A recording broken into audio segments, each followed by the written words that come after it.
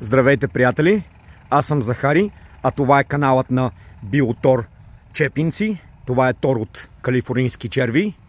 Тази тревна площ преди 3 седмици я натурихме с 3 мм тор от калифорнийски черви. И вече се вижда, че тревата започва да се възстановява. Предстои третиране с препарат за широколистни, за да стане още по-хубава.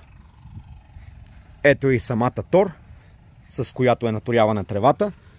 Това е 3 мм пресята тор от калифорнийски черви. Виждате колко е финна и хубава. Ако ви трябва тор, ще оставя данните за контакт под коментарите във видеоклипа. Свържете се с мен.